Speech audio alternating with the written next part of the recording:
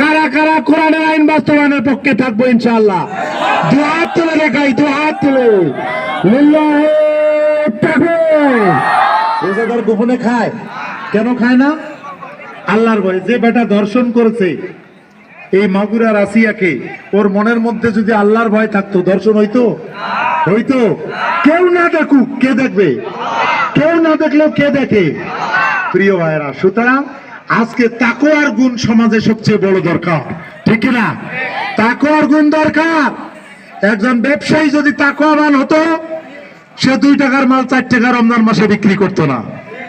একজন ব্যবসায়ী যদি তাকওয়াবান হতো, সে 2 নম্বর মাল 1 নম্বর মাল করে বিক্রি করতো না। একজন রাজনীতিবিদ যদি তাকওয়াবান হতো, একজন জনপ্রতিনিধি যদি তাকওয়াবান হতো, সে জনগণের মাল মেরে খেত না। একজন ঠিকাদার যদি তাকওয়াবান হতো, একটা বিল্ডিং এ 50 লাখ টাকার জায়গায় 20 লাখ টাকা মারি খাইতো না। সম্মানিত ভাইরা, সমাজের মানুষ যদি তাকওয়াবান হইতো, আমার বোনেরা রাস্তা দিয়ে হেঁটে যেত, কোন পুরুষ মানুষ চোখ দিয়ে তাকানোর সুযোগ চিন্তাও করতো না।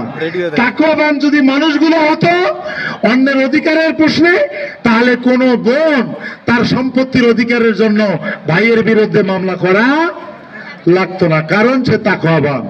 কারা কারা কোরআনের আইন বাস্তবায়নের পক্ষে থাকবো ইনশাআল্লাহ? দু হাত তুলে দেখাই, দু হাত তুলে। লিল্লাহি তাকবীর। আল কোরআনের আলো,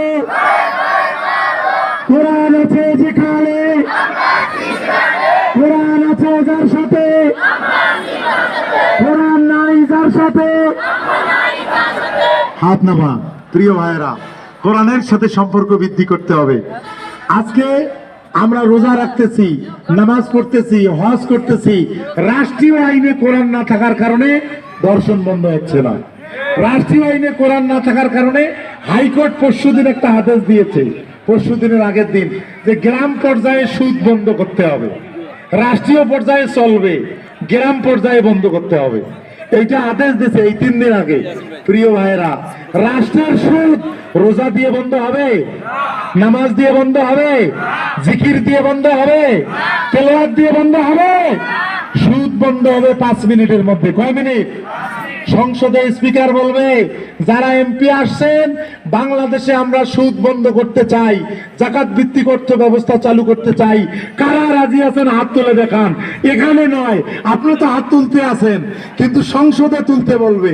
ওইখানে যদি এমপিরা হাত তুলে হা বলে, স্পিকার বলবে হা জয়যুক্ত হয়েছে, হা জয়যুক্ত হয়েছে, আজকে থেকে সুদ বাতিল, ঠিক কিনা?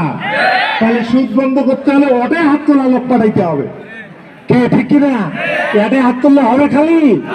ওটে হাত তোলা লোক পাঠাইতে হবে। এইটাতে রাজি আছেন কিনা? একটু হাত তুলে দেখান আর একবার। লিল্লাহি তাকবীর।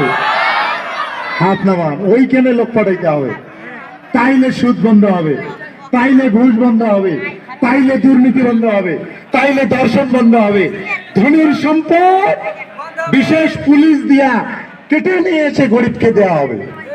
এখন যেমন র্যাব আছে, সিটা আছে, কোবরা আছে, তখন জাকাত বাহিনী হবে, কে ঠিক কিনা?